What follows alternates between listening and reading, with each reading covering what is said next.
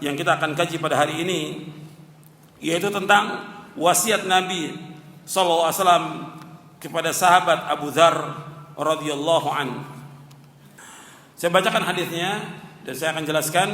An Abi Dzar radhiyallahu an qala awsani khalili sallallahu alaihi wasallam bisab'in bihubbil masakin wa an adnuwa minhum wa an anzura ila man huwa asfala minni wa la anzura ila man huwa fawqi wa an asila rahimi wa in jafani wa an ukthira min la hawla wa la quwwata illa billah wa an atakallama bimuril haqq wa la ta'khudni fillahi lawmata la'im wa alla as'ala an-nasa syai'a.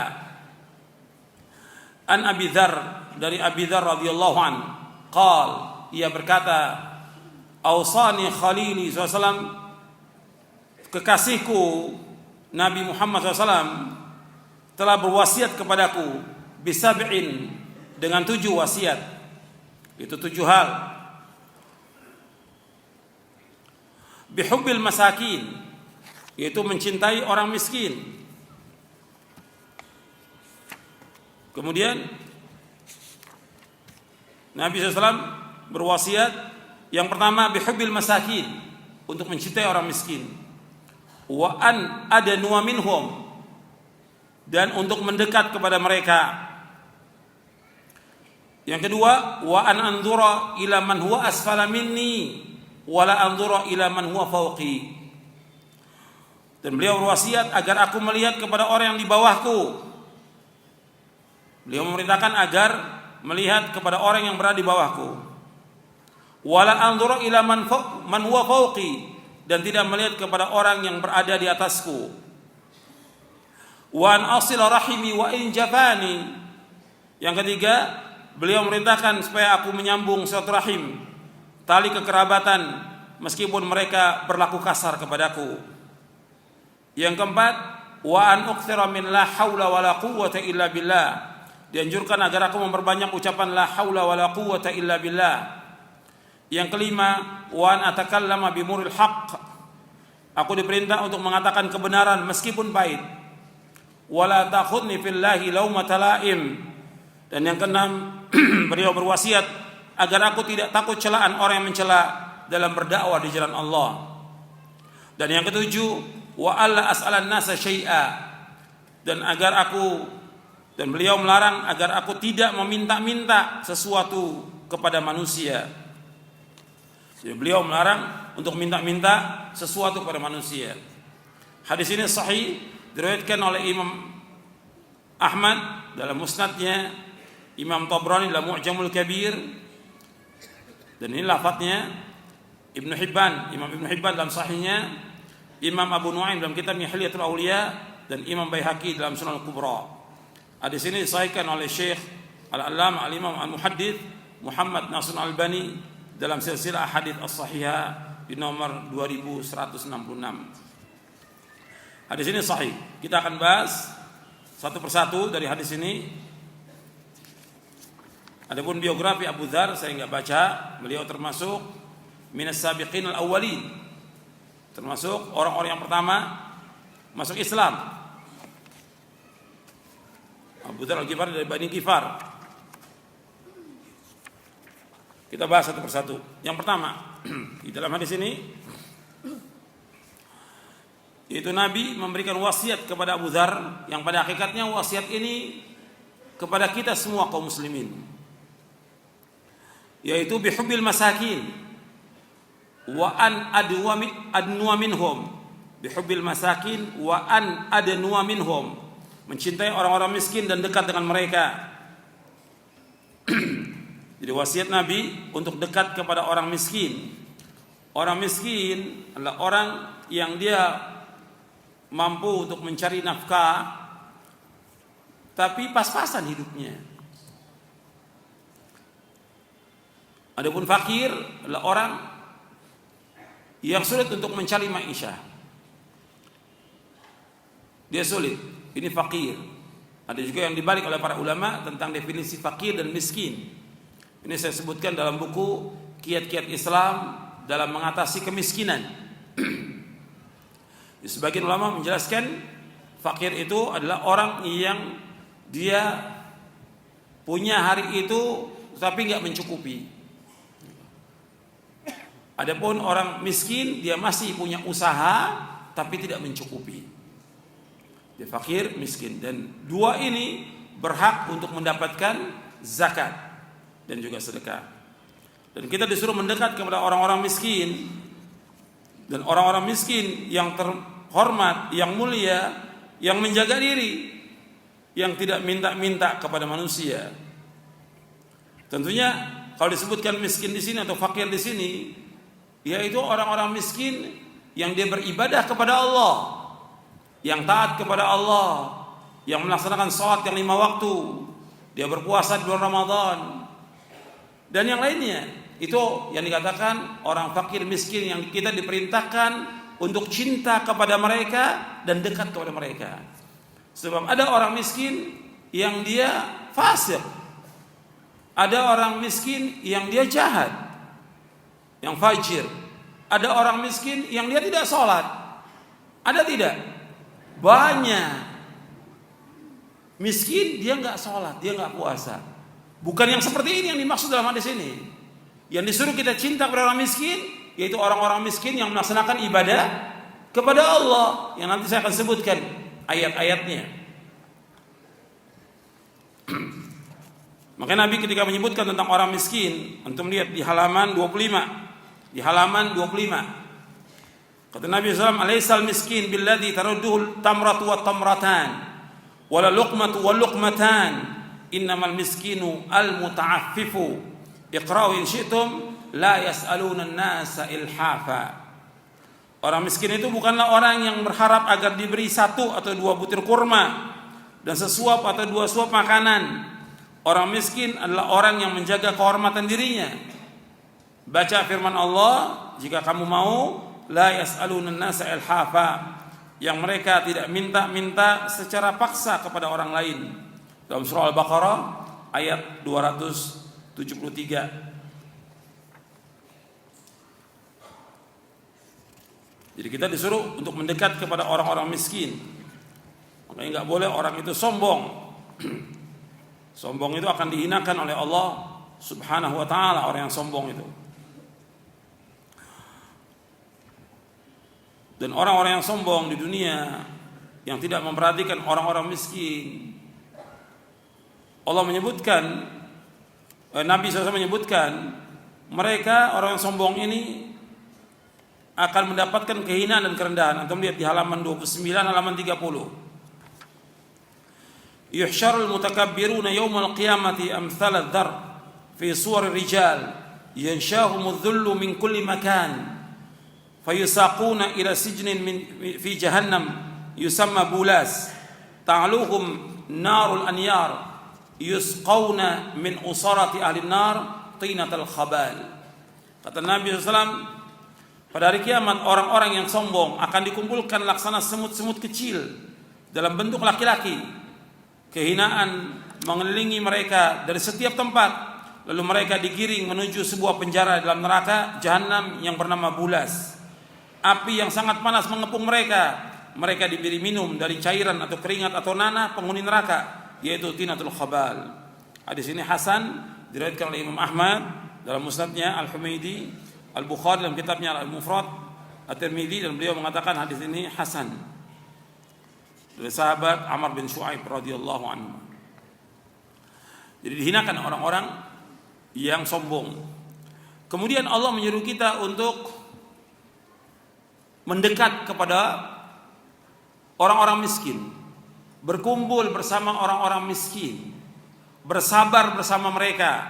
Allah sebutkan dalam surah Al-Kahfi ayat 28, "Wasbir nafsaka ma'al ladina yad'una rabbahum bil ghadati wal 'ashyi yuriduna wajha wa la ta'du 'aynaka 'anhum turidu zinatal hayatid dunya wa la tuti' man aghfalna qalbahu an dzikrina wattaba hawahu wa kana amruhu furuta." Allah berfirman dalam surah Al-Kahfi ayat 28, untuk melihat di halaman 31, "Dan bersabarlah engkau." Artinya bersabarlah engkau Muhammad bersama orang-orang yang menyeru Rabbnya pada pagi dan senja hari dengan mengharap keridhaannya, dan janganlah kedua matamu berpaling dari mereka karena mengharapkan perhiasan kehidupan dunia. Dan janganlah engkau mengikuti orang yang hatinya telah kami lalaikan dari mengingat kami, serta menuruti keinginannya dan keadaannya sudah melewati batas. Di sini Allah memerintahkan kepada Nabi Muhammad SAW untuk berkumpul bersama orang-orang miskin, bersabar bersama mereka. Nabi menyebutkan, di sini disebutkan bahwa datang beberapa pemuka Quraisy berbicara kepada beliau, tetapi mereka enggan duduk bersama orang-orang miskin. Dan mereka menyuruh beliau agar mengusir orang-orang fakir dan miskin yang berada bersama beliau. Maka masuklah dalam hati beliau keinginan untuk mengusir mereka, dan ini terjadi dengan kehendak Allah Ta'ala. Lalu Allah turunkan ayat dalam surah Al-An'am ayat 52. ولا تطرد الذين يدعون ربهم بالغداة والعشي يريدون وجهه ولا تطرد الذين يدعون ربهم بالغداة والعشي يريدون وجهه ما عليك من حسابهم من شيء وما من حسابك عليه من شيء فتطردهم فتكون من الظالمين. Dalam surah Al-An'am ayat 52. Dan janganlah kamu mengusir orang-orang yang menyuruh Rabbnya di pagi hari dan petang hari. Mereka mengharapkan wajah Allah Ta'ala. Dan tidak ada tanggungan bagi kamu untuk menghisap mereka sedikit pun juga. Dan tidak ada tanggung jawab bagi mereka untuk menghisap kamu sedikit pun juga. Dan janganlah kamu mengusir mereka, maka kamu termasuk orang-orang yang zalim. Disebutkan dalam tafsir Ibnu Katsir tentang ayat ini. Saya bawakan ayat yang pertama dulu.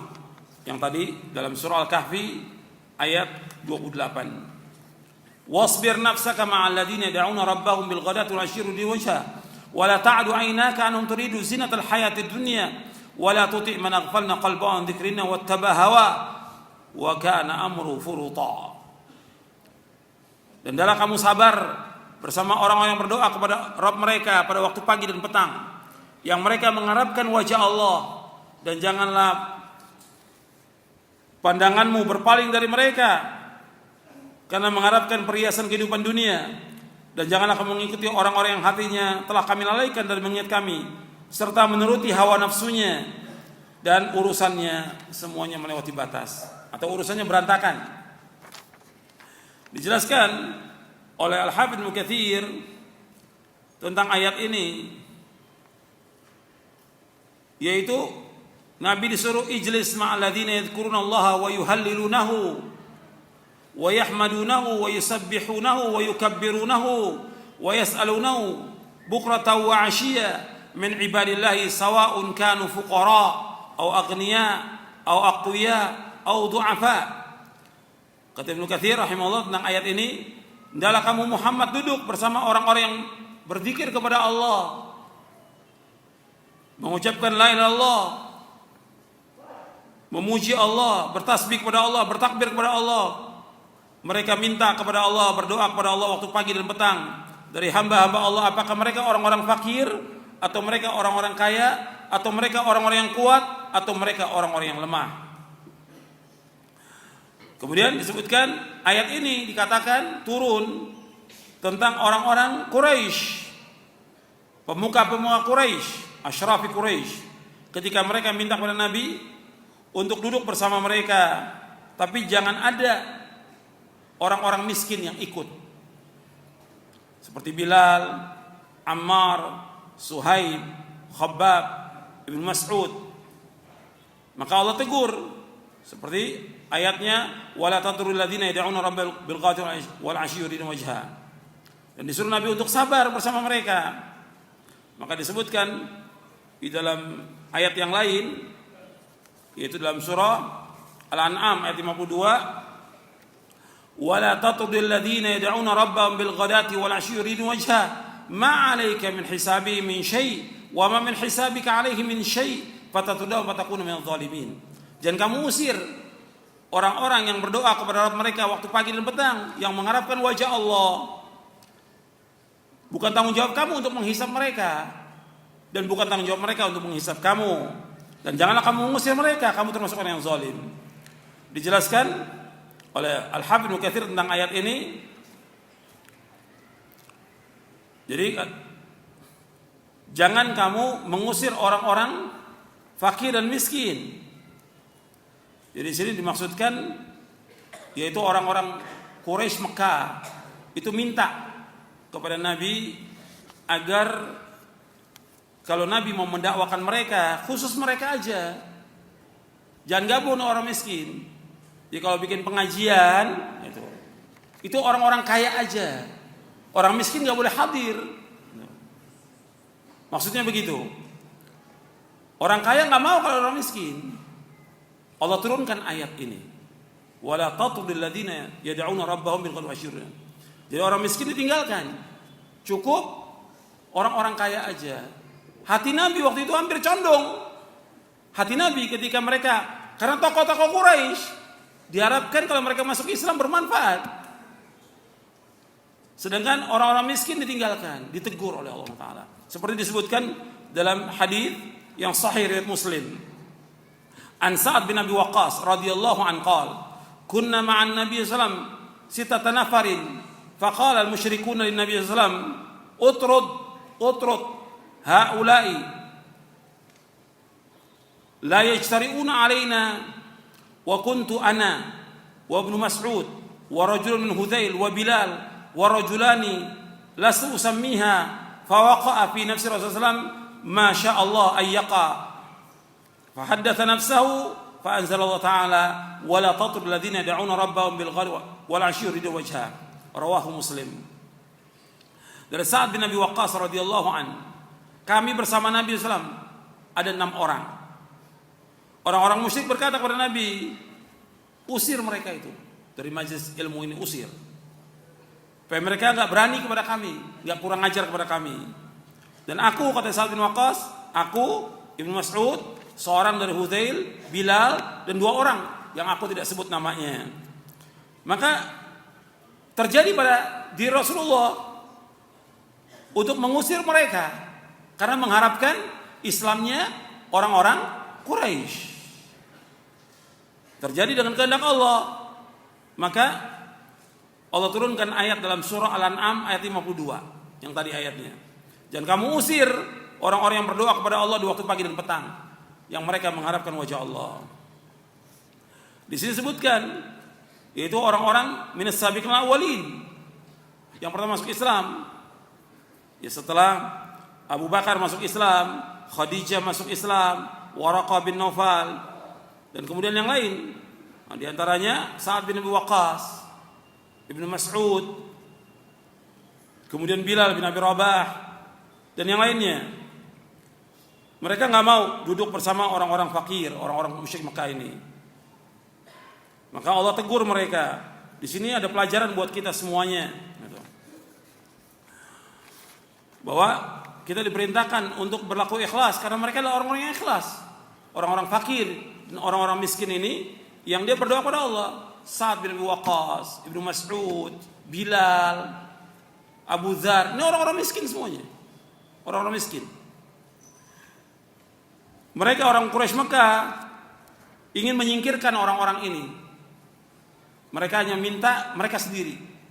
Makanya di sini disebutkan bahwa mereka adalah orang-orang ikhlas karena Allah. Maka kita diperintahkan untuk ikhlas semata-mata karena Allah. Kemudian juga dapat diambil di sini dari hadis ini, wa yustafadu min hadzal hadis, dijelaskan oleh Syekh Muhammad bin Shalih Al-Utsaimin ketika memberikan syarah tentang hadis ini di dalam kitabnya Riyadhus Shalihin. Beliau menjelaskan di sini. Kata beliau, dapat kita ambil dari hadis ini, itu hadis Sa'ad bin Abi Waqqas yang diriwayatkan oleh Imam Muslim dalam sahihnya, yaitu bahwa annal insan yanbaghi lahu ay yakuna julasa'u min ahlil khair alladzina yad'una Allah sabahan wa masa'an yuriduna wajha. Hendaklah manusia teman-temannya dia, orang yang dekat dengan dia, itu orang-orang baik. Dari orang-orang yang selalu berdoa, beribadah kepada Allah waktu pagi dan petang, yang mengharapkan wajahnya. Jadi orang yang dekat dengan kita, teman kita, orang yang ikut kepada kita, orang-orang yang baik. Meskipun dia orang-orang miskin. Meskipun dia orang-orang papa, meskipun dia orang-orang nggak punya, yang dekat dengan kita orang-orang miskin. Bukan orang-orang kaya, bukan.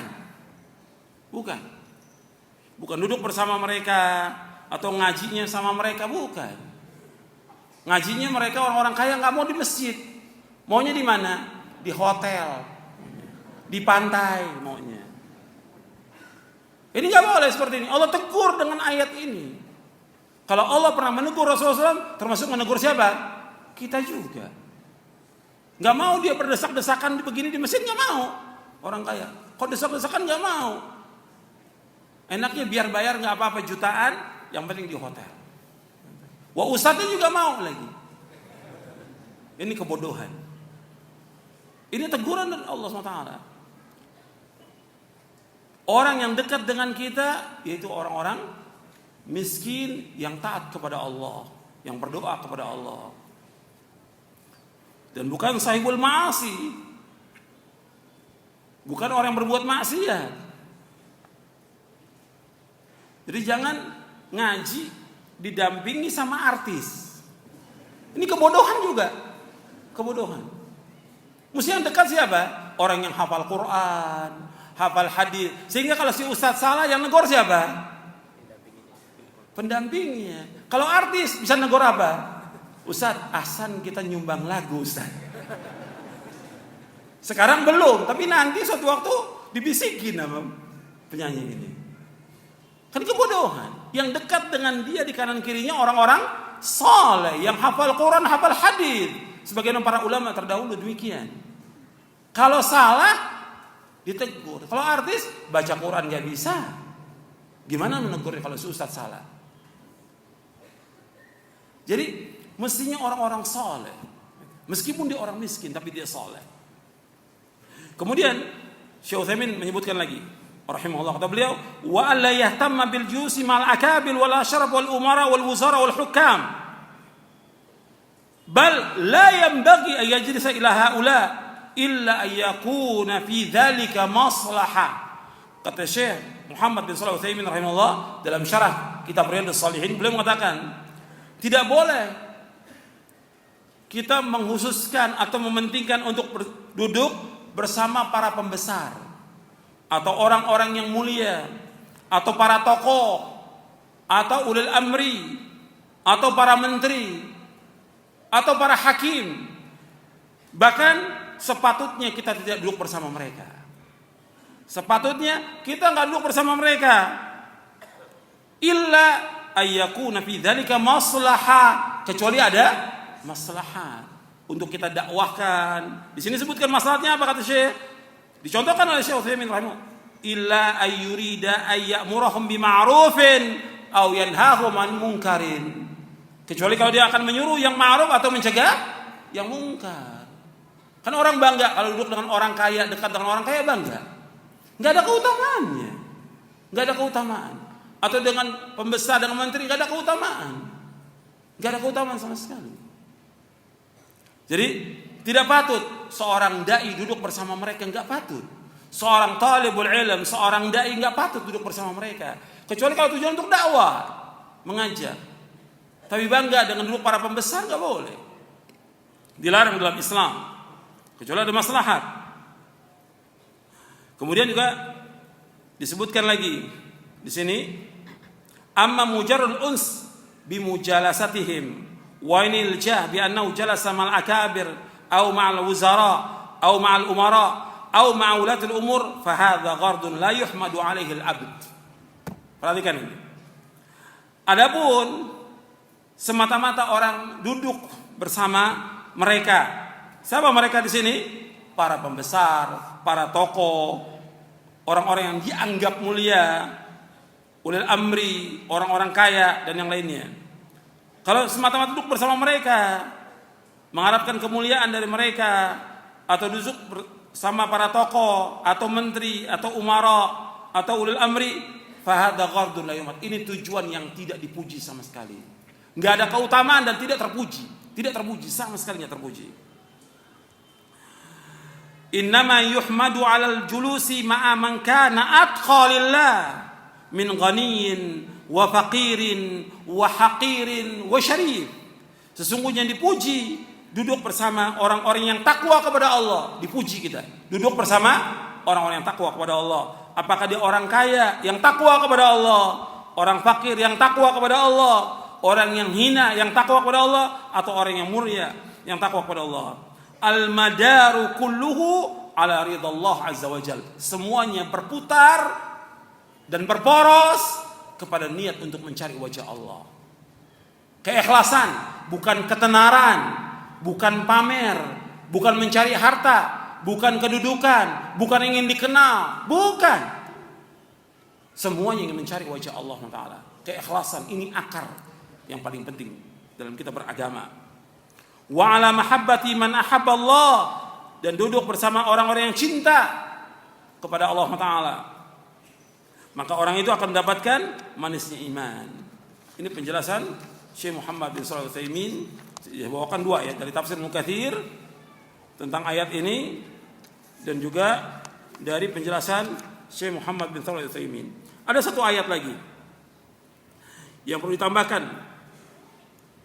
Tadi sudah surah Al-Kahfi, ya, ayat 28, Al-An'am ayat 52, satu lagi surah Thaha ayat 131. Surah Thaha. Kita melihat, antum paham tentang ini, karena banyak orang tertipu dengan dunia. Dan dunia ini kata Rasulullah bagaimana? Dunia ini manis, indah. Kata Allah dalam Al-Quran, dunia ini gimana? Mata'ul ghurur, kehidupan yang menipu, dan banyak manusia yang tertipu. Bukan orang awamnya saja, bukan para penuntut ilmunya saja, termasuk juga para dai dan para ulama tertipu dengan dunia. Untuk melihat dalam surah Thaha, ya, surah Thaha ayat 131. Allah berfirman, "Wala tamudanna 'ainaika ila ma mata'na bi azwajan minhum zahratal hayatid dunya linaftinahum fi wa rizqu rabbika khairu wa abqa." Allah menyebutkan, la tamudanna 'ainaika ila ma mata'na bi azwajan minhum zahratal hayatid dunya linaftinahum fi wa rizqu rabbika khairu wa abqa. Dan janganlah pandanganmu, janganlah kedua matamu itu memandang kepada apa yang kami karuniakan kepada mereka, yaitu kepada beberapa golongan, azwajan minhum, beberapa golongan dari mereka, dari orang-orang fasik, dari orang-orang kafir yang kami karuniakan kepada mereka, zahratal hayatid dunya, sebagai bunga kehidupan dunia.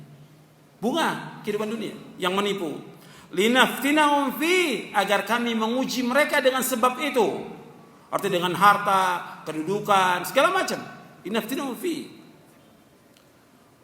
Wa rizqu rabbika khairu wa abqa, dan rezeki Allah itu lebih baik dan lebih kekal. Makanya antum perhatikan banyak ayat dalam Al-Qur'an mengingatkan kita demikian. Allah menyebutkan ayat yang antum sudah hafal semuanya. Bal tu'thirunal hayatad dunya wal akhiratu khairun wa abqa. Bahkan kalian lebih utamakan kehidupan dunia, padahal apa?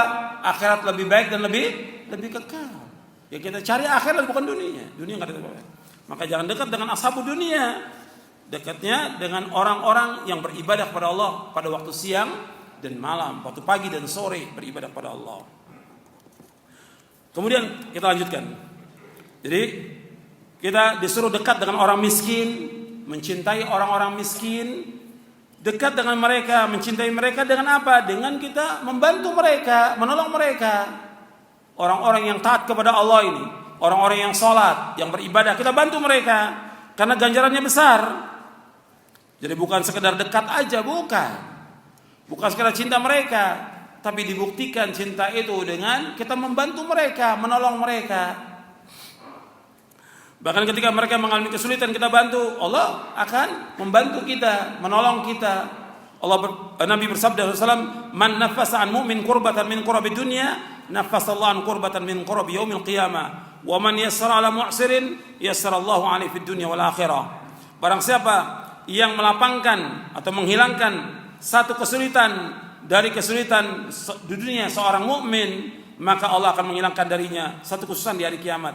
Barang siapa yang memudahkan kesedihan, barang siapa memudahkan kesulitan orang yang diutang, maka Allah akan memudahkan atasnya dunia dan akhirat.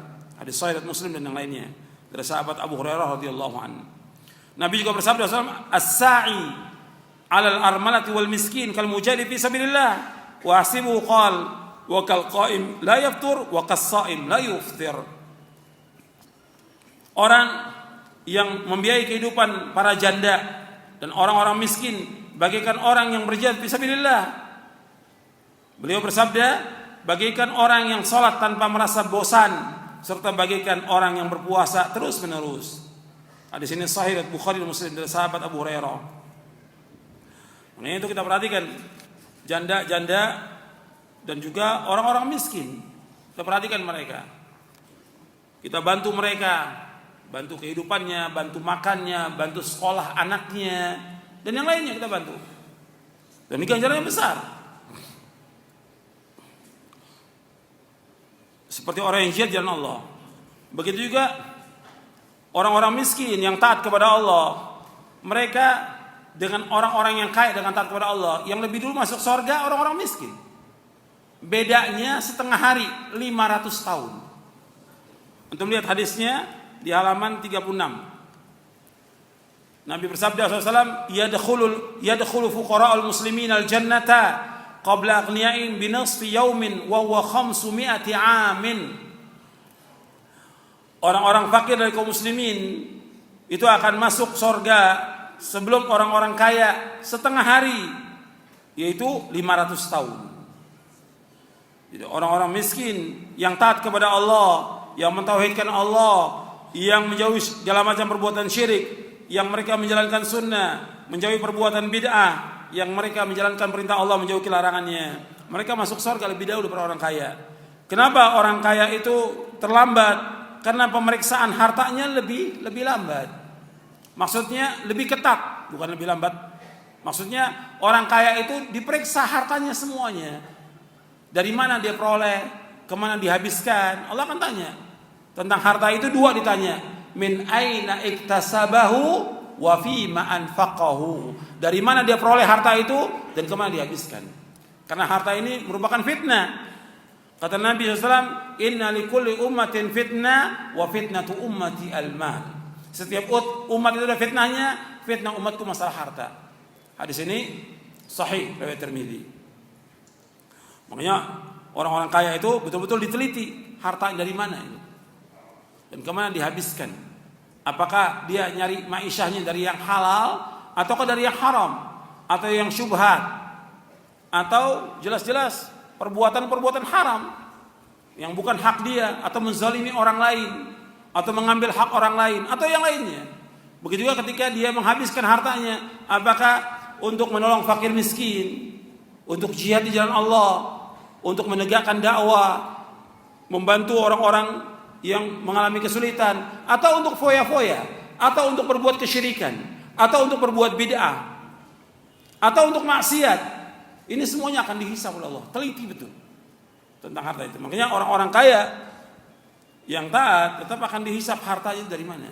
Bedanya dengan orang miskin setengah hari, yaitu 500 tahun. Kemudian kita dianjurkan untuk selalu berdoa. Berdoa, ini antum hafalkan doa ini. Di semua yang hadir, ini hafalkan.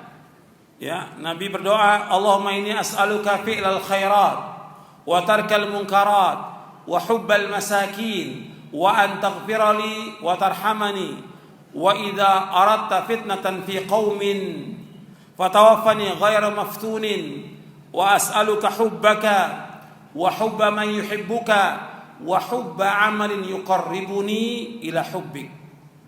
Ya Allah, sesungguhnya aku minta kepadamu fi'lal khairat, yaitu perbuatan kebaikan. Ya Allah, aku mohon padamu agar aku dapat melakukan perbuatan-perbuatan yang baik. Wa tarkal munkarat, meninggalkan perbuatan-perbuatan yang mungkar.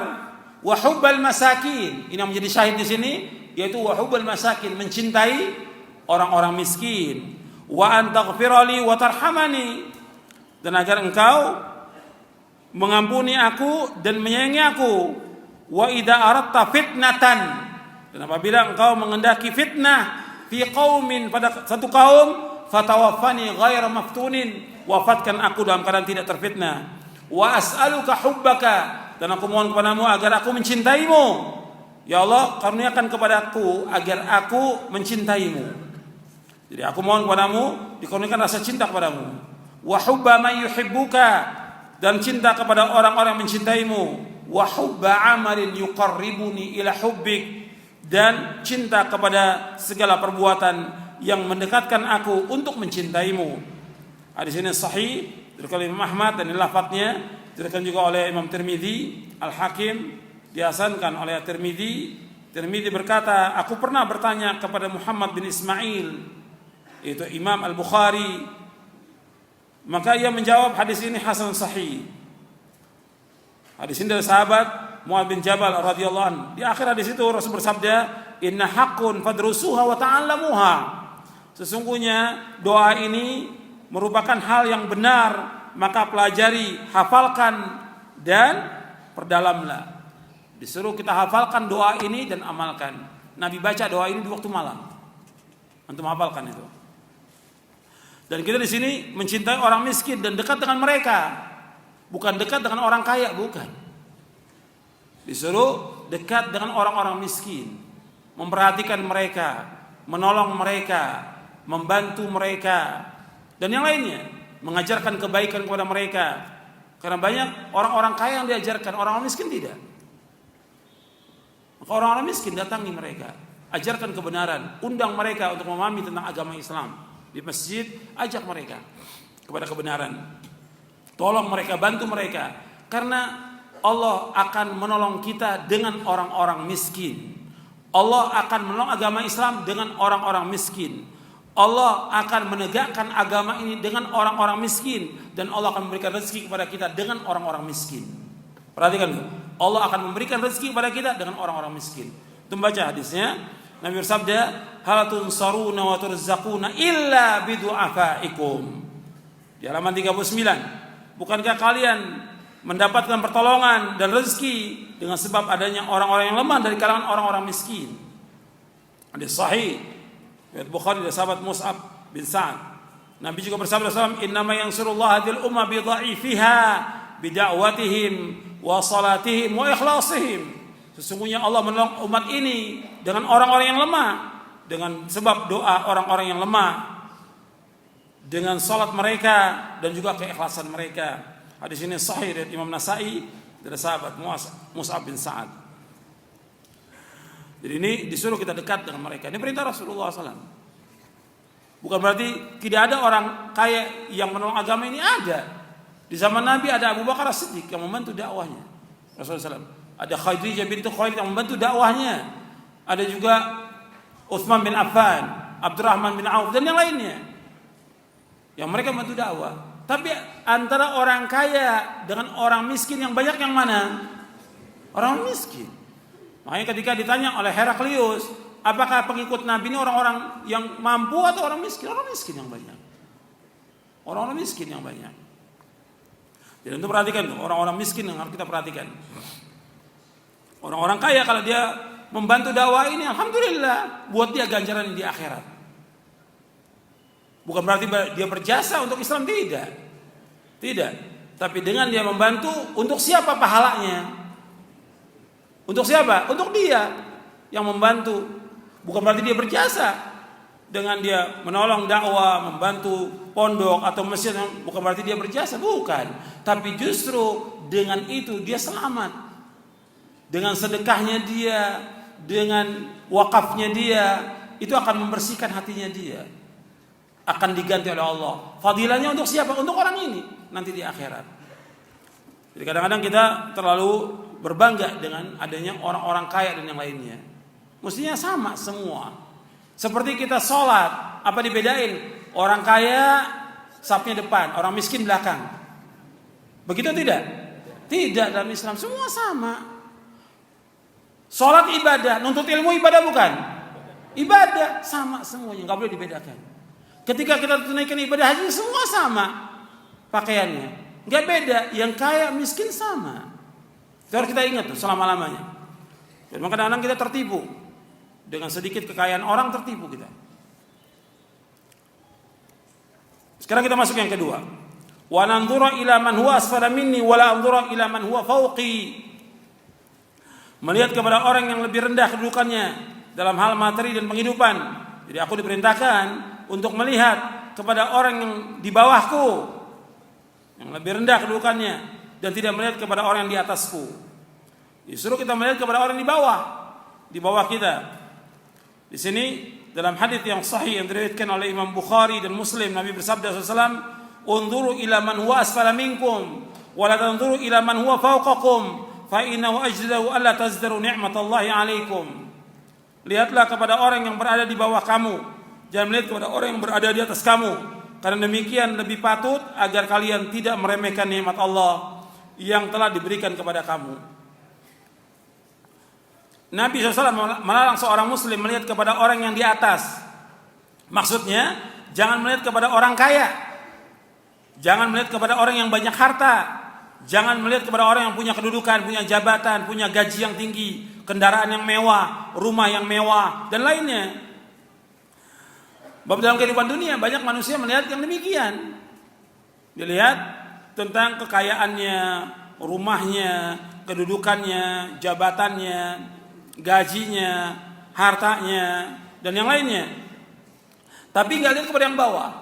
Atau berkaitan juga dengan tubuh kita, kecantikan atau kegantengan.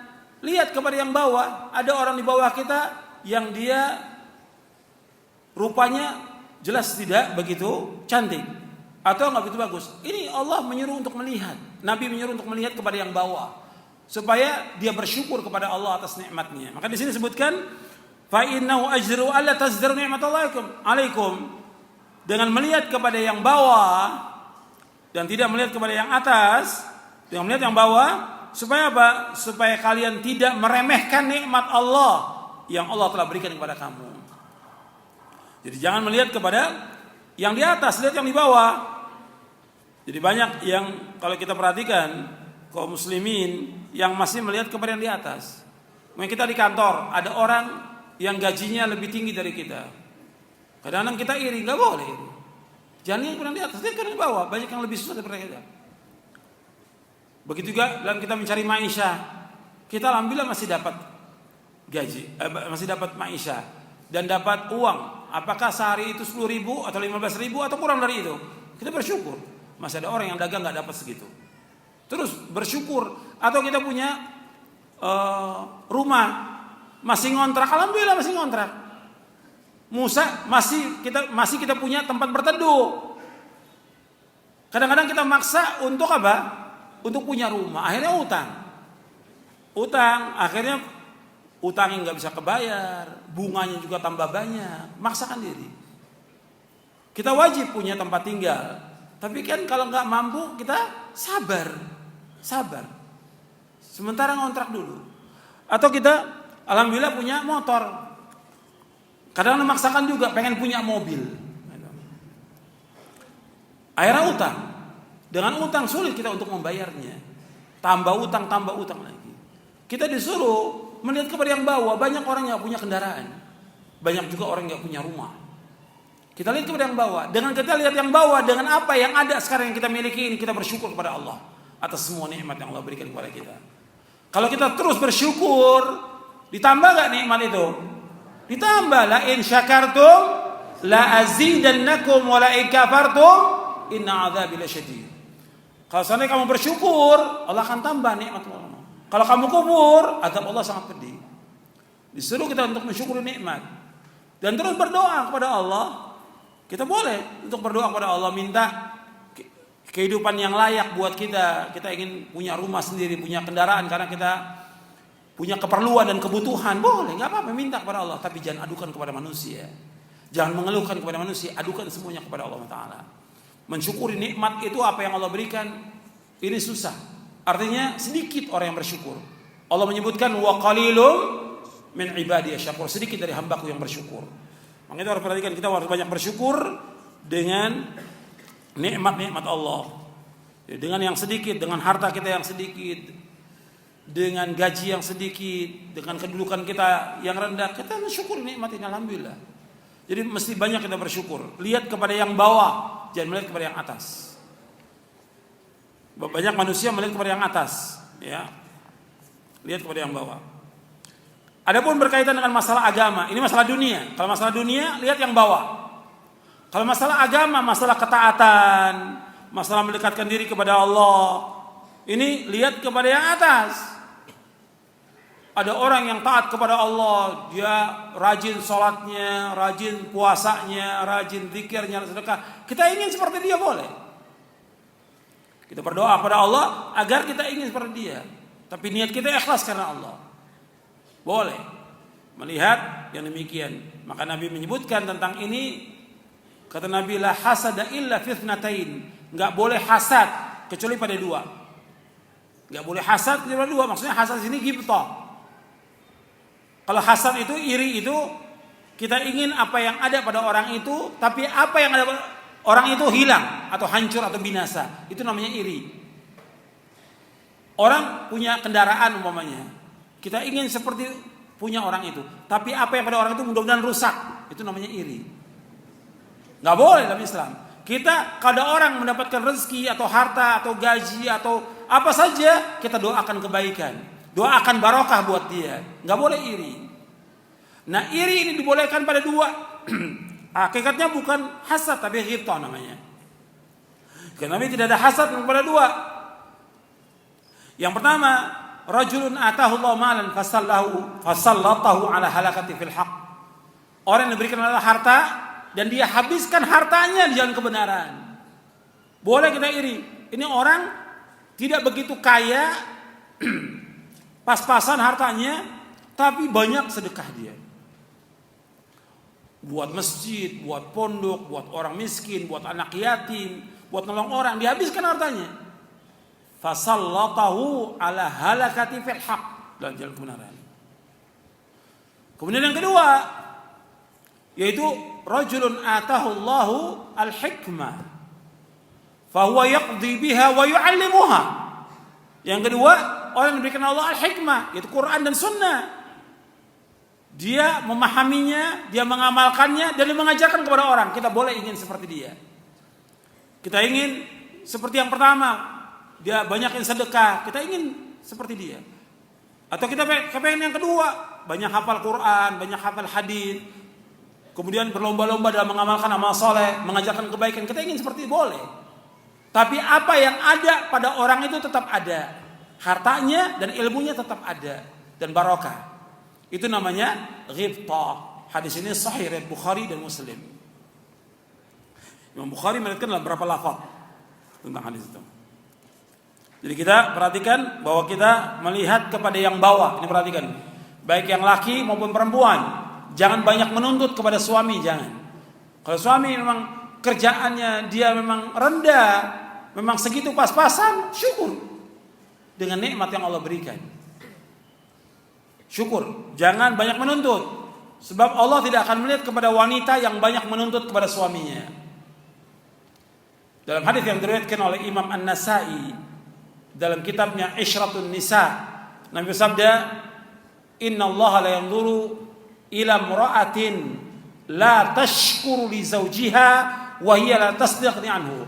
Sesungguhnya Allah enggak akan melihat kepada seorang wanita yang dia tidak bersyukur kepada suaminya dan dia banyak menuntut kepada suaminya, enggak bersyukur dia kepada suaminya. Maka perhatikan tuh, harus banyak bersyukur dan melihat kepada yang bawah. Kadang-kadang tuntutan lebih banyak dari siapa? Wanita, dari istri. Maka perhatikan itu. Melihat kepada yang bawah yang lebih susah daripada kita. Jangan melihat kepada yang atas. Kemudian juga yang perhatikan lagi, kita disuruh untuk bersyukur dan qanaah. Qanaah itu artinya apa? Qanaah artinya apa? Puas dengan rezeki yang Allah berikan kepada kita. Rezeki yang Allah berikan kepada kita, kita puas dan cukup dengan rezeki itu yang Allah berikan. Makanya orang yang bersyukur dengan rezeki yang Allah berikan dan puas, dia menjadi orang yang paling kaya di muka bumi ini. Nabi bersabda SAW dalam hadis yang diriwayatkan oleh Imam Tirmidzi, "Warda bima qasamallahu laka takun aghanan nas. Hendaklah kamu redho dengan apa yang Allah berikan kepada kamu, maka kamu jadi orang yang paling kaya di muka bumi ini. Redho.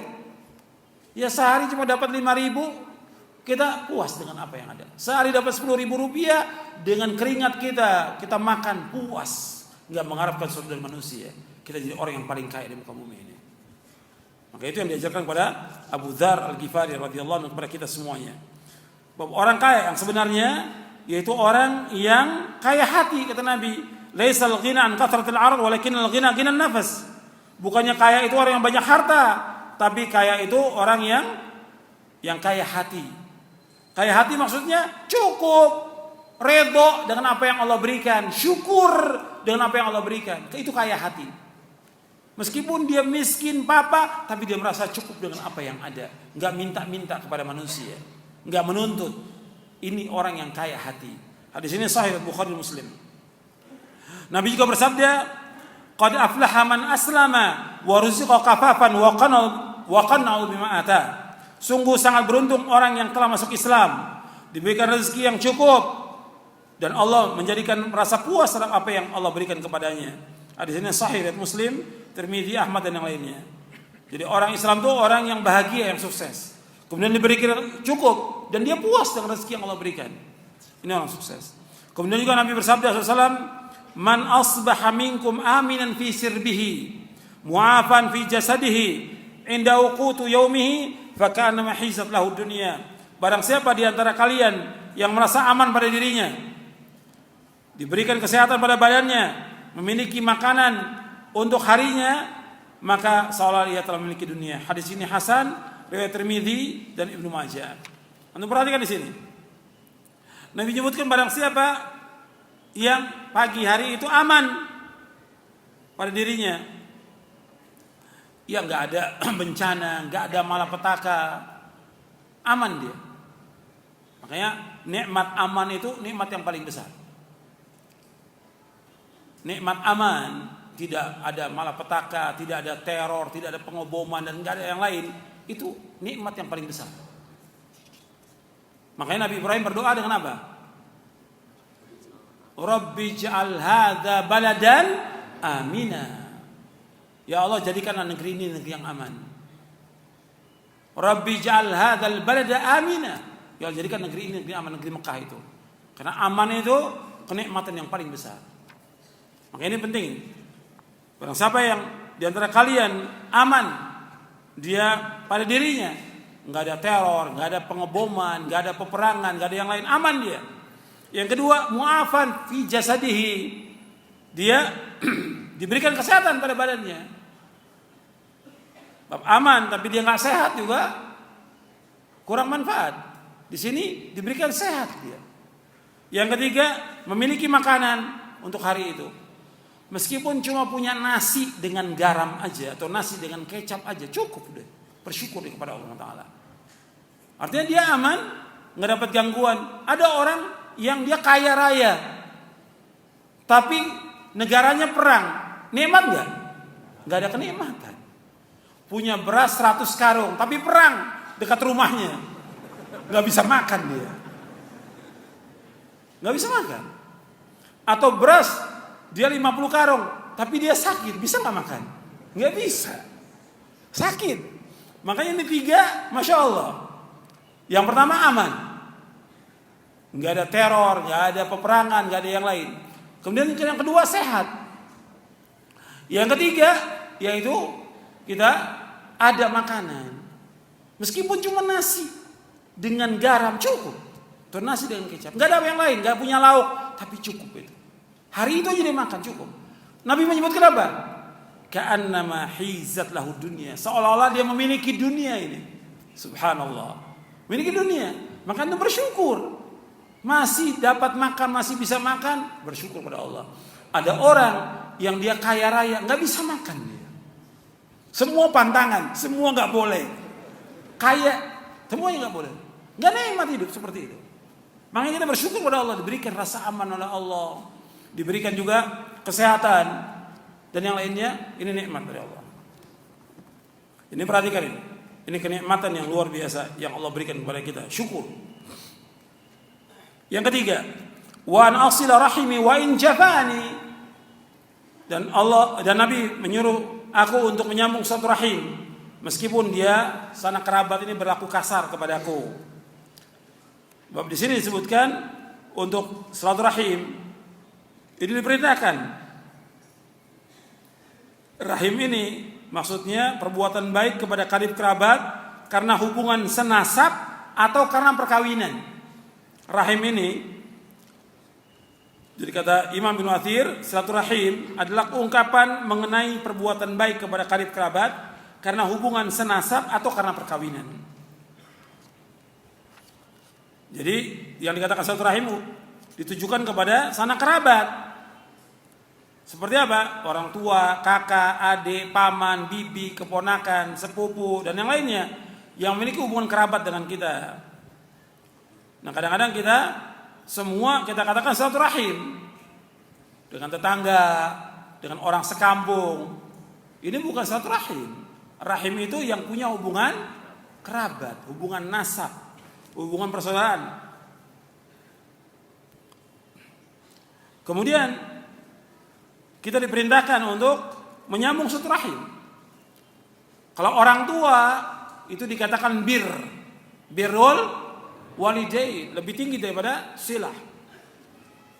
Ada silaturahim, ada birrul walidain. Pada orang tua harus betul kita jaga tuh hubungan kita dengan orang tua. Perhatikan orang tua kita, berbuat baik pada orang tua karena Allah merintahkan wa'budullaha wa la tusyriku bihi syai'a wa bil walidaini ihsana. Dalam kamu beribadah kepada Allah, jangan menyekutukan Allah dan dalam kamu berbuat baik kepada kedua orang tua. Allah juga berfirman, wa qada rabbuka alla ta'budu illa iyyahu wa bil walidaini ihsana. Dan Allah telah mewajibkan enggak boleh kamu beribadah hanya kepada Allah saja dan dalam kamu berbuat baik kepada kedua orang tua.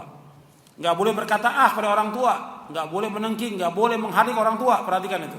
Karena itu termasuk dosa besar yang paling besar setelah syirik. Kemudian kita disuruh juga untuk menyambung silaturahim kepada sanak kerabat kita. Orang-orang miskin, sanak kerabat yang miskin, perhatikan mereka. Sedekahkan. Datangi mereka. Kalau kita nggak mampu datang, ya kirimkan uang pada mereka. Sedekahkan pada mereka, bantu mereka. Bahkan kalau ada yang dari yang miskin ini memusuhi kita bersedekah kepada mereka, itu dapat ganjaran yang besar. Kata Nabi, afdalus shadaqah ala dzir rahimil kashi. Sedekah yang paling utama adalah sedekah kepada kerabat yang memendam permusuhan terhadap kita. Hadis ini sahih, halaman 49. Halaman 49. Hadis ini sahih diriwayatkan oleh Imam Al-Humaidi, Ibnu Khuzaimah dan Hakim. Jadi kita disuruh untuk memperhatikan sanak famili kita, menolong mereka, membantu mereka, menyambung hubungan dengan mereka dan jangan diputuskan. Memutuskan silaturahim termasuk dosa besar dan enggak masuk surga. La yadkhulul jannata qati'. Tidak akan masuk surga orang yang memutuskan tali silaturahim. Hadis sahih riwayat Bukhari dan Muslim.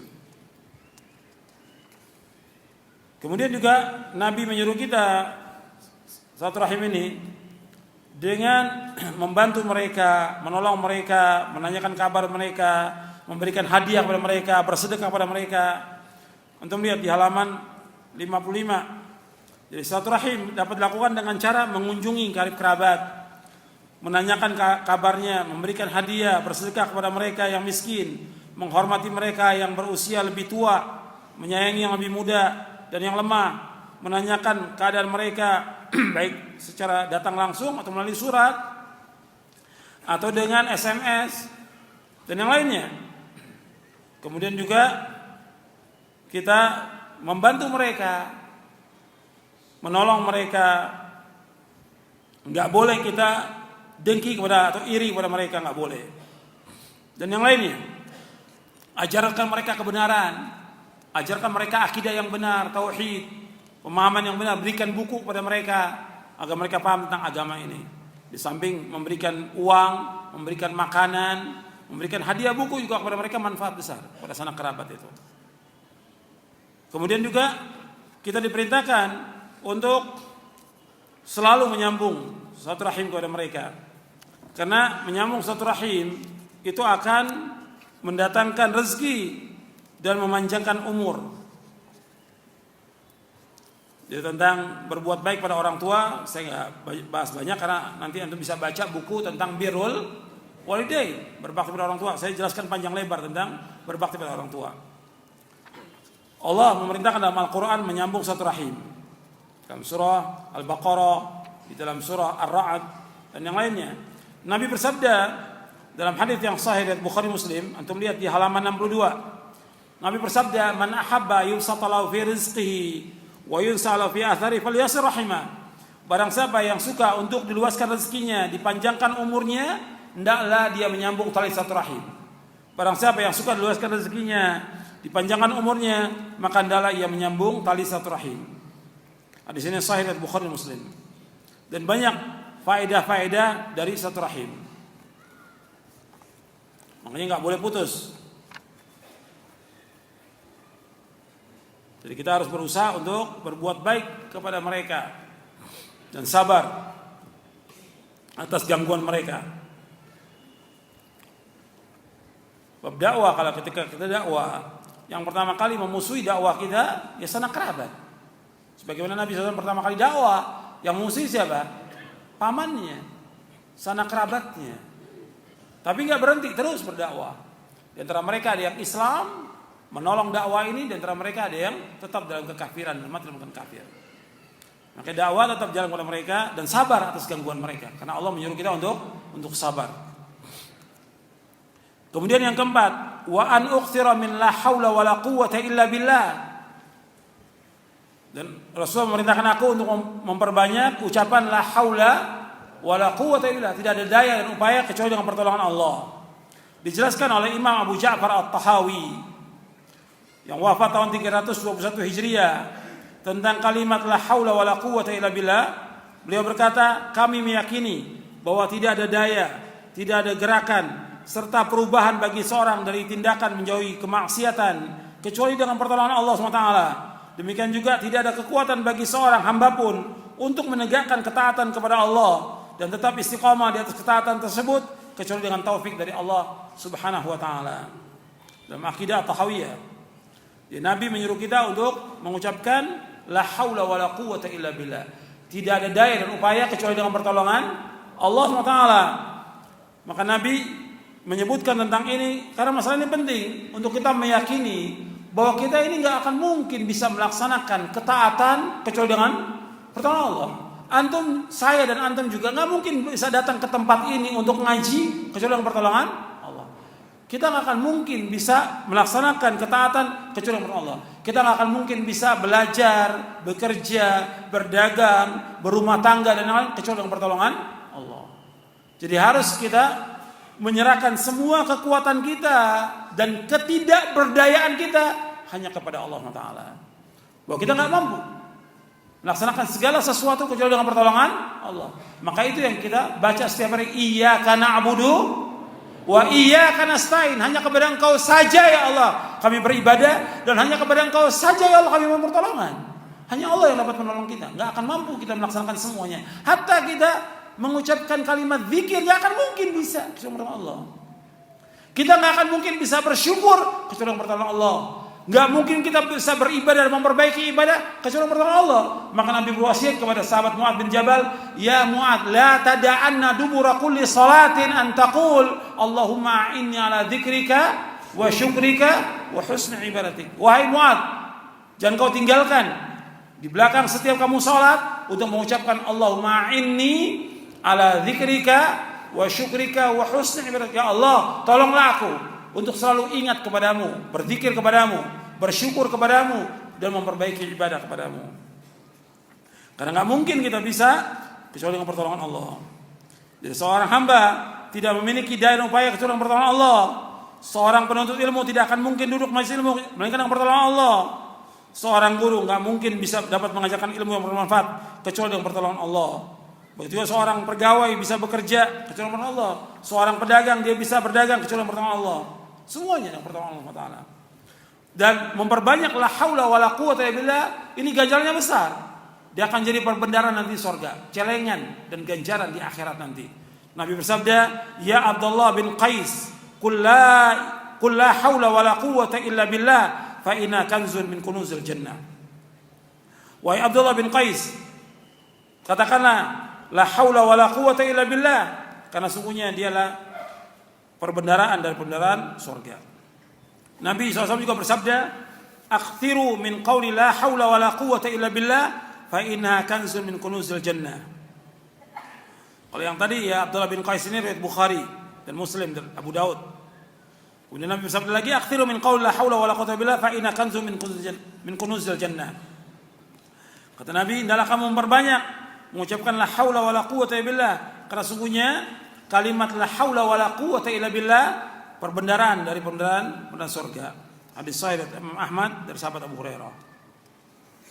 Jadi suruh kita untuk sering mengucapkan kalimat ini, karena pada akhirnya kita nggak punya kekuatan, tidak punya daya dan upaya kecuali dengan pertolongan Allah Subhanahu wa taala. Jangan sekali-kali kita seperti Qarun yang mengandalkan ilmunya, dianggap bahwa dia yang paling mampu, bahwa kekayaan dia itu bisa didapat dari siapa? Dari Allah. Dia bisa berusaha dari Allah, dia bisa berdagang dari Allah, semuanya. Hatta dia punya titel, punya kedudukan, itu semua dari Allah Taala. Maka ketika Qarun mengatakan, qala inna ma utitu ala ilmi indi, sungguhnya harta itu aku peroleh karena ilmu yang ada padaku, maka Allah benamkan dia. Qarun dan hartanya semuanya dibenamkan Allah ke dalam bumi ini. Jadi ini menunjukkan bahwa kita ini makhluk yang sangat lemah, gak punya daya upaya kecuali dengan pertolongan Allah Subhanahu wa taala. Kemudian yang kelima, wa ana atakallam bimul haq, dan aku diperintahkan untuk berani mengatakan kebenaran meskipun pahit. Berani mengatakan kebenaran meskipun pahit. Kita disuruh untuk mengatakan kebenaran. Ya, tidak boleh kita mengucapkan kalimat yang nanti akan dituntut oleh Allah pada hari kiamat. Ucapkan kalimat yang hak, jangan yang batil. Meskipun pahit yang hak itu. Sering kita mengucapkan qulil haqqa walau kana murran, ngambil dari hadis ini. Katakanlah yang hak meskipun pahit. Jadi kita harus mengatakan dengan menyuruh yang ma'ruf, mencegah yang mungkar, atau menjadi saksi yang adil dan jujur. Karena disuruh kita untuk berkata yang adil dan jujur.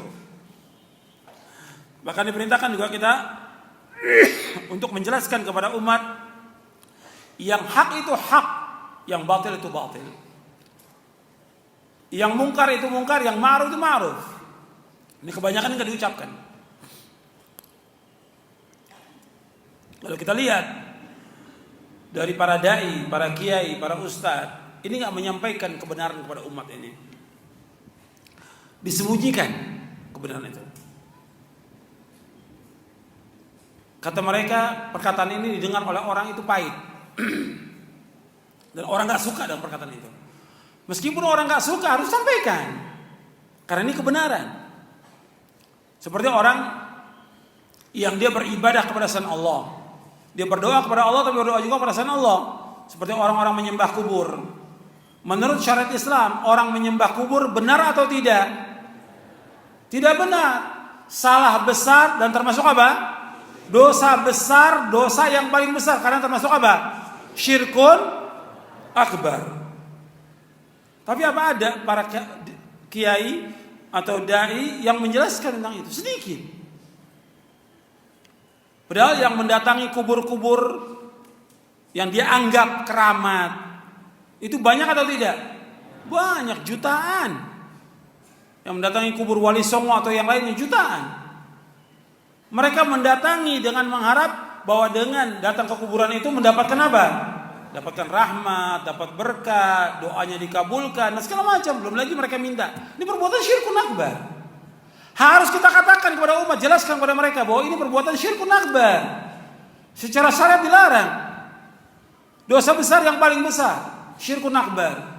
Mungkar yang paling mungkar. Kita harus katakan, nggak boleh kita diam, nggak boleh. Harus kita katakan. Dan itu pahit. Dan resikonya juga tinggi resikonya. Artinya akan dibenci oleh umat. ditinggalkan oleh umat, sebagaimana para nabi dan para rasul alaihi wassalatu wassalam, mereka menyampaikan kebenaran kepada umatnya, kemudian apa? Dibenci oleh umatnya. Jangankan nabi-nabi yang lain, nabi kita Muhammad SAW, bagaimana? Diusir, dilempari dengan kotoran, dilempari dengan batu, diboikot, kemudian akhirnya nabi hijrah kemana? Yang pertama ke Taif, yang kedua kemana? Ke Madinah. Sampai akhir hayatnya. Itu resiko dalam dakwah, dalam menyampaikan kebenaran. Meskipun baik. Terutama masalah apa? Masalah tauhid harus jelaskan kepada umat. Masalah syirik harus jelaskan kepada umat. Masalah sunnah jelaskan kepada umat. Masalah juga bid'ah jelaskan kepada umat. Kadang-kadang banyak orang berbicara, jangan bicara bid'ah, jangan. Gimana orang enggak boleh bicara? Yang pertama kali bicara bid'ah siapa? Rasulullah SAW. Nabi yang mengatakan wa iyyakum wa muhdatsatil umur fa inna kulla muhdatsatin bid'ah wa kulla bid'atin dhalalah. Jauhkan diri kamu dari setiap perkara-perkara dalam agama, karena setiap perkara yang berupa bid'ah dan setiap bid'ah adalah sesat. Nabi yang mengatakan demikian sallallahu alaihi wasallam pertama kali.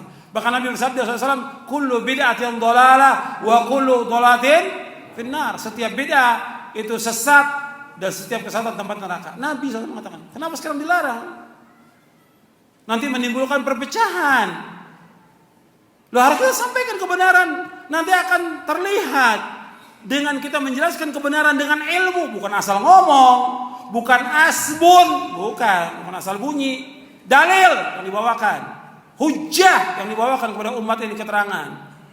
Nanti akan terlihat liyamizal khabitha minat thayyib. Akan terlihat nanti yang jelek dengan yang baik. Yang benar dengan yang akan kelihatan dalam dakwah ini. Tapi disembunyikan, nggak dijelaskan kepada umat, dosa.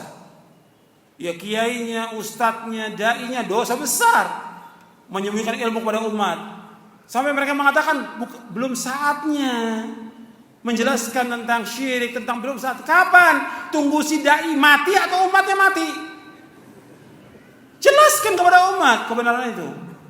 Dan menimbulkan resiko tinggi, betul, nggak ada masalah dalam dakwah. Ya dicela, dicaci maki, difitnah dan yang lainnya, itu resiko dalam dakwah.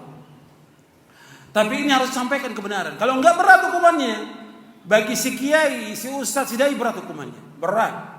Antum lihat ayatnya dalam surah Al-Baqarah ayat 159. Allah menyebutkan innal ladzina yaktumuna ma anzalna minal bayyinati wal huda min ba'di ma bayyanahu lin-nasi fil kitabi ulaika yal'anuhumullahu wa yal'anuhumul la'inun illa alladzina tabu wa aslahu wa bayyanu fa ulaika atubu anhu wa ana tawwabur rahim. Allah menyebutkan innal ladzina yaktumuna ma anzalna minal bayyinati wal huda. Sesungguhnya orang-orang menyembunyikan apa yang kami turunkan dari keterangan dan petunjuk min ba'di ma bayyanahu lin-nasi fil kitab. Sesudah kami jelaskan kepada manusia dalam kitab. Ulaika yal'anuhumullah wa yal'anuhumul la'inun. Mereka adalah orang-orang yang laknat oleh Allah dan laknat oleh orang-orang yang melaknat. Illal ladzina tabu wa aslahu wa bayyanu. Kecuali orang-orang yang bertaubat dan mereka memperbaiki dan mereka menjelaskan. Ulaika atubu alaihim wa ana tawwabur rahim. Mereka kami terima taubat mereka dan sungguhnya aku kata Allah Tawwab yang selalu menerima taubat dan Allah Maha Pengasih dan Penyayang. Jadi ini harus kita jelaskan dan ini termasuk bentuk juga kasih sayang kepada umat. Menjelaskan kepada umat yang hak itu hak, yang batil itu batil, yang tauhid itu tauhid, yang syirik itu syirik, yang sunnah itu sunnah, yang bid'ah itu bid'ah, yang hal itu hal, yang haram itu haram. Jelaskan kepada umat. Ini termasuk bentuk kasih sayang kepada umat. Kasih sayang. Sebab dengan itu orang tahu ini jalan benar, ini jalan sesat. Ini jalan yang membawa ke surga, ini jalan yang membawa ke neraka. Ini akan membawa ke Allah, ini tidak. Jelas umat itu. Sayang. Tapi kalau kita diam, nggak menjelaskan, umat nggak akan tahu. Kejam kita kepada umat. Kejam. Justru sekarang dibalik. Orang yang menjelaskan tauhid kepada umat, menjelaskan bid'ah kepada umat, menjelaskan syirik kepada umat, dianggap mereka apa? Keras. Betul enggak? Ya keras mereka. Tapi orang yang diam, nggak nyebut bid'ah, nggak nyebut tauhid, nggak nyebut syirik. Yang penting bapak-bapak, ibu-ibu takwa pada Allah. Takwa. Semua juga bilang takwa. Tapi coba jabarkan takwa itu gimana? Takwa atau melaksanakan perintah Allah, menjauhkan larangan. Perintah Allah yang paling besar apa? Tauhid. Larangan yang paling besar apa? Syirik. Gak dijelaskan, gak dijabarkan. Jadi gak pernah tahu orang seumur hidup sampai mati tentang takwa itu apa. Tapi harus dijelaskan kepada umat sehingga umat ini paham jalan kebenaran. Bahwa mendatangi kubur wali, kubur kiai, kubur habib untuk minta sesuatu kepada mereka, minta kesembuhan, minta supaya dimudahkan urusannya, supaya lulus ujian, supaya naik jabatan, ini perbuatan syirkun akbar. Syirik yang paling besar, dosa yang paling besar yang enggak diampuni oleh Allah. Orang melakukan demikian dan dia sudah tahu dalilnya, sudah tahu keterangannya, dia lakukan juga, maka seluruh amalnya dihapuskan oleh Allah SWT. Seluruh amalnya, pahala salatnya, puasanya, zakatnya, hajinya, umroh dihapuskan oleh Allah.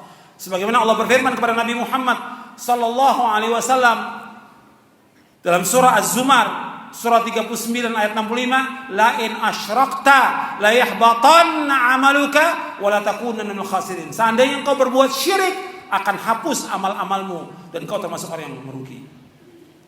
Kepada Nabi Muhammad Allah berfirman demikian. Kalau berbuat syirik dihapuskan seluruh amalnya, apalagi kita. Kalau ada orang yang datang ke kubur minta sesuatu kepada selain Allah, mintanya kepada kiai itu, atau kuburan habib itu, atau kuburan tuan guru, atau syekh atau yang lainnya, minta kepada mereka, ini perbuatan syirik.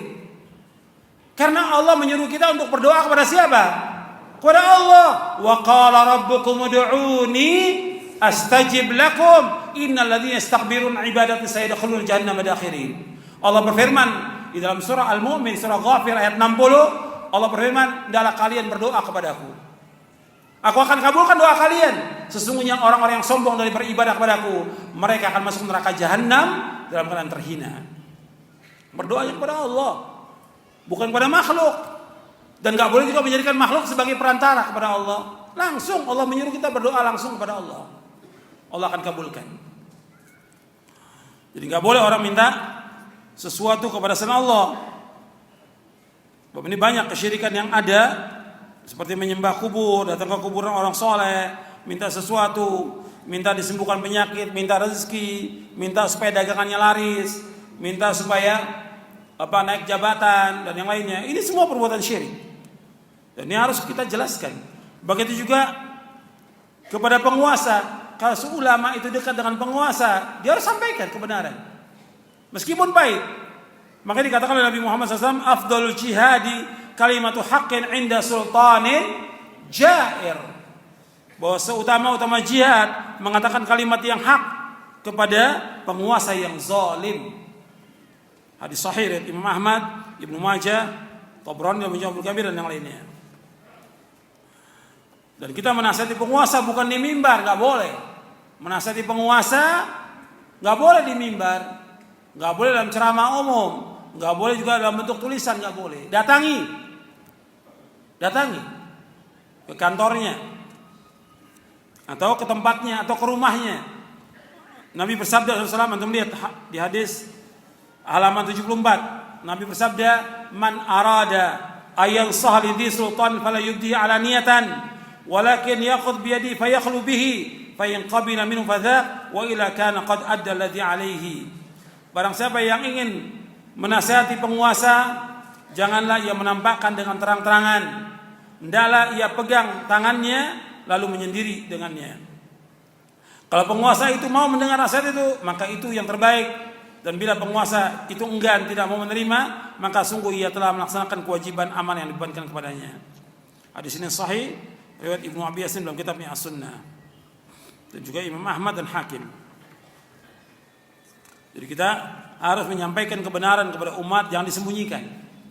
Kepada kita, istri, anak, kepada keluarga terdekat, sampaikan kebenaran, jangan disembunyikan.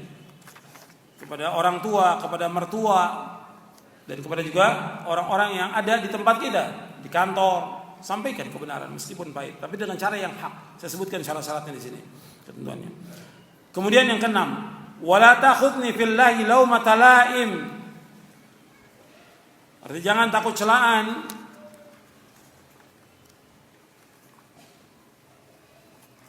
Janganlah engkau takut celaan para pencela dalam berdakwah di jalan Allah.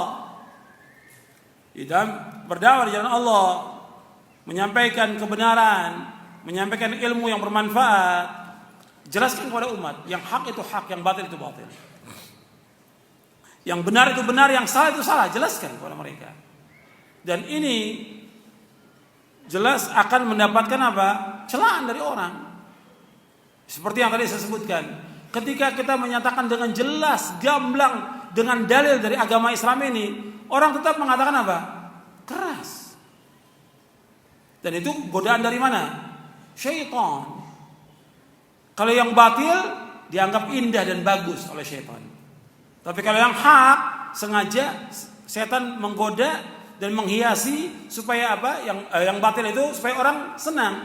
Tapi kalau yang hak itu digambarkan oleh syaitan dengan gambaran yang menyeramkan atau keras atau yang lainnya supaya orang jauh dari kebenaran. Karena setan berusaha dan berjanji kepada Allah, bersumpah kepada Allah untuk menyesatkan siapa? Semua manusia. Sampai setan bersumpah, "Ba fi izzatika la ughwiyannahum ajma'in illa ibadaka minhumul mukhlasin." Dengan kemuliaanmu ya Allah, aku akan sesatkan semua manusia kecuali hambamu yang ikhlas. Jadi setan terus berusaha bagaimana menyesatkan kita. Dan setan menurut Al-Quran bahwa dia teman atau musuh? Musuh. Innahu lakum aduwwum mubin. Sesungguhnya setan itu musuh yang kita bagi kamu. Jangan jadikan teman. Makanya dalam dakwah nggak boleh kita takut, nggak boleh juga kita takut celaan, nggak boleh. Kita berlindung kepada Allah dari sifat penakut. Ini penakut ini sifat yang tercela. Biasanya kalau sudah penakut itu kaitannya dengan bakhil. Kalau bakhil mesti penakut. Dua itu selalu digandengkan dalam hadis Nabi. Kalau dia penakut mesti bakhil. Kalau bakhil mesti penakut. Antum hafalkan doanya ini. Dibaca bisa di akhir sholat sebelum salam, bisa juga sudah salam. Itu doanya, Allahumma inni a'udzubika minal jubni wa a'udzubika minal bukhli wa a'udzubika min an urada ila ardal umur wa a'udzubika min fitnatid dunya wa a'udzubika min adzabil qabri. Ya Allah, sungguh aku berlindung padamu dari sifat pengecut. Aku berlindung padamu dari sifat kikir. Aku berlindung padamu dari dikembalikan kepada umur yang paling hina, yaitu umur pikun. Aku berlindung padamu dari fitnah dunia, dan aku berlindung padamu dari azab kubur. Hadis sahih dari Bukhari dari sahabat Sa'ad bin Abi Waqqas. Jadi kita nggak boleh takut dalam menyampaikan dakwah ini, nggak boleh. Jadi harus kita berani. Nggak boleh kita mundur dalam menegakkan kebenaran. Dan juga nggak boleh berhenti karena celaan orang. Nggak boleh. Kita berhenti dalam dakwah atau berhenti nuntut ilmu atau berhenti beramal soleh karena celaan orang, nggak boleh. Saya bahas dua, perhatikan di sini. Ya. Tolong perhatikan. Yang ikhwan dan akhwat tolong perhatikan. Dalam kita nuntut ilmu, dalam kita mengamalkan amal soleh, dalam kita berdakwah, ini nggak boleh kita berhenti. Ini yang pertama ya. Nanti yang kedua tentang celaan. Nggak ada dalam Islam itu istilah berhenti, nggak ada. Berhenti sholat ada nggak? Nggak boleh berhenti sholat. Saya mau istirahat dulu deh, capek sholat mau berhenti, nggak boleh. Bisa kafir dia. Kalau pendapat ulama yang mengatakan meninggalkan sholat kafir, bisa kafir dia orang ini. Ini sholat atau berhenti puasa nggak boleh. Kecuali bagi orang yang haid, dia nggak sholat, dia nggak puasa karena haid atau dia nifas. Sekarang sholat ibadah, puasa ibadah, berhenti ngaji, ngaji ibadah bukan? Ibadah, nggak ada istilah berhenti ngaji, nggak boleh berhenti. Berhenti, cukup dah ngaji sampai di sini dulu. Berhenti, gak ada. Terus sampai kapan? Sampai mati. Makanya ketika Imam Ahmad bin Hanbal, Abdullah bin Mubarak rahimahumullah tanya, sampai kapan nuntut ilmu? Ila an adkhulul qabr, sampai aku masuk liang kubur. Sampai kapan? Ilal mamat, sampai meninggal dunia. Gak boleh berhenti. Jadi ingat tuh, gak boleh bagi dalam beragama, gak boleh kita berhenti. Maka amal saleh gak boleh berhenti terus. Hatta dia sakit terus. Sampai dia wafat, terus laksanakan ibadah itu. Gak boleh berhenti. Mengamalkan amal saleh, melakukan ketaatan-ketaatan terus sampai diwafatkan oleh Allah. Gak ada istilah berhenti dalam Islam. Maju menuju akhirat atau mundur menuju neraka, berhenti nggak ada. Liman syaa'a minkum ayataqaddama aw yata'akhkhar.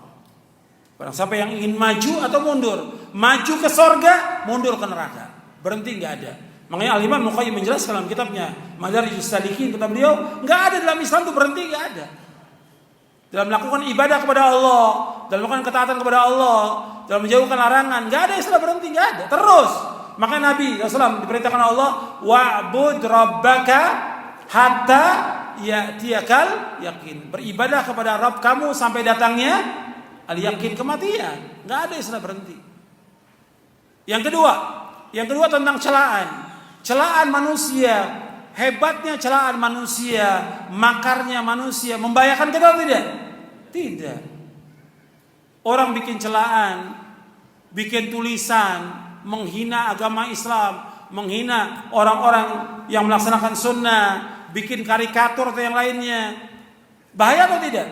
Nggak bisa membahayakan kita. Makanya kita nggak boleh takut dengan celaan orang yang mencela.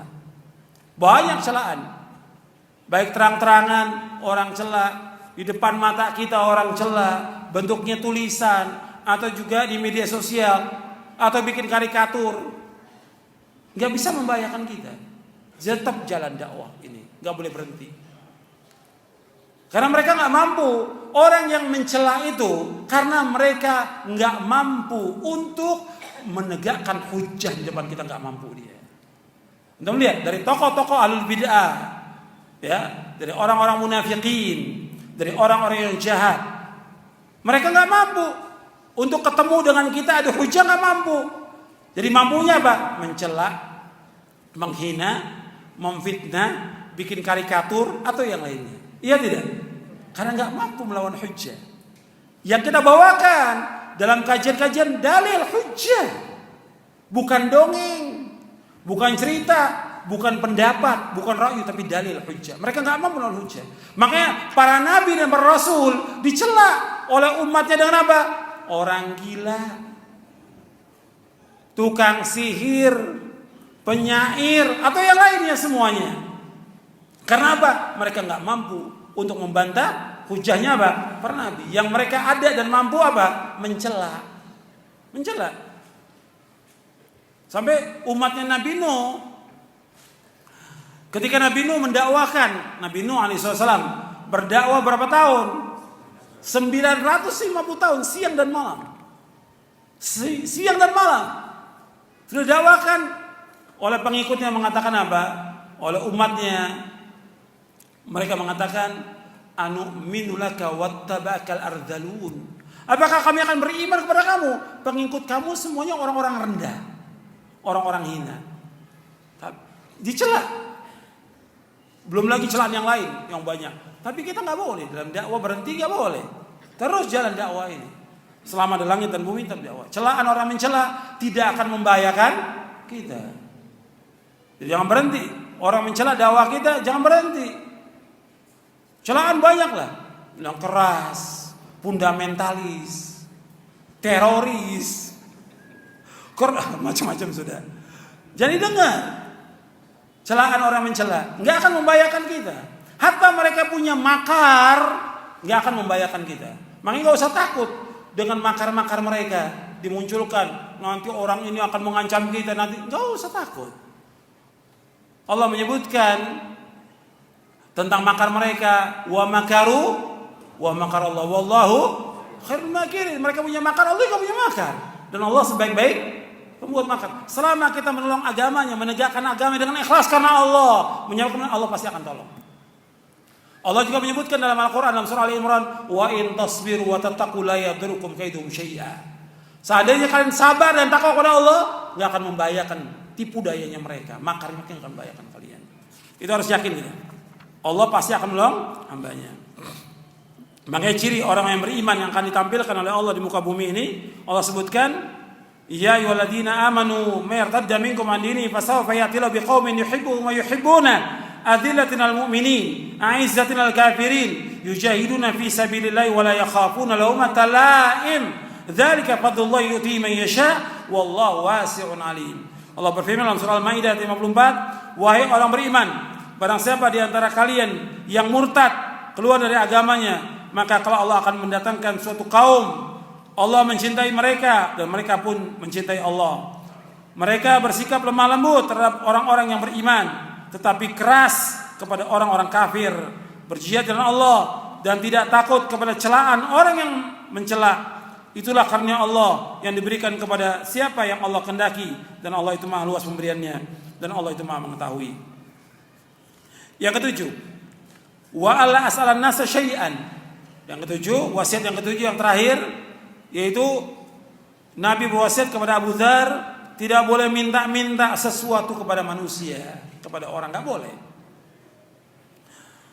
Jadi nggak boleh minta-minta, karena minta-minta hukumnya haram, nggak boleh. Seorang Muslim dia harus berusaha untuk memenuhi kebutuhan hidupnya. Dia harus mencari nafkah.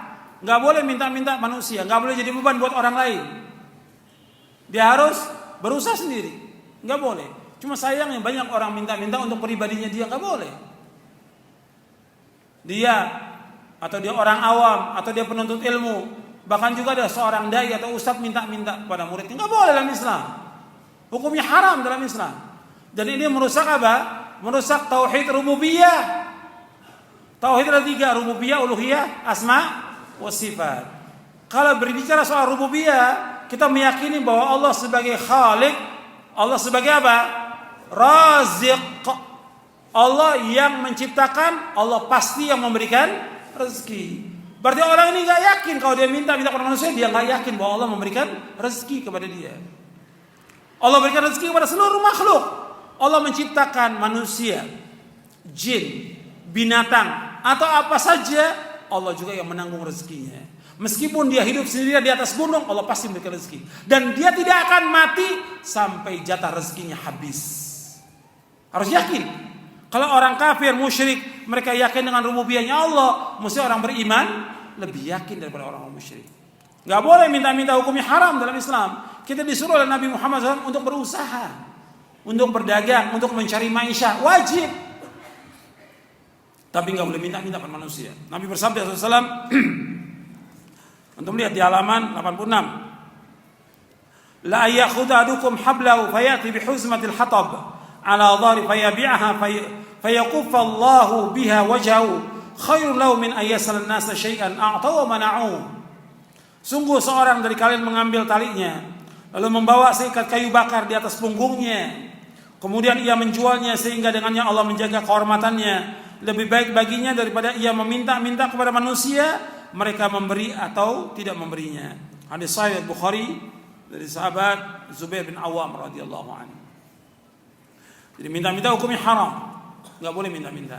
Dan ini sudah saya bahas panjang lebar dalam buku saya, hukum minta-minta dan mengemis. Hukum minta-minta, nanti antum baca itu dalil-dalilnya tentang hukum minta-minta dan mengemis dalam syariat Islam. Ini hukumnya haram dalam Islam. Ada orang minta-minta langsung, dia minta-minta. Ada yang nggak langsung, tapi tujuannya minta, nggak boleh.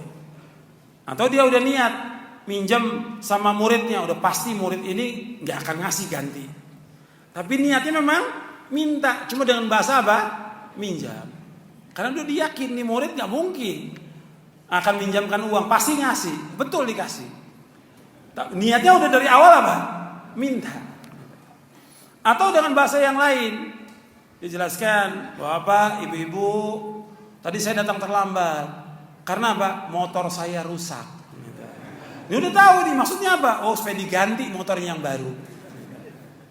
Jadi minta-minta, tapi nggak langsung minta-mintanya. Kenapa Ustaz terlambat? Anak saya sakit.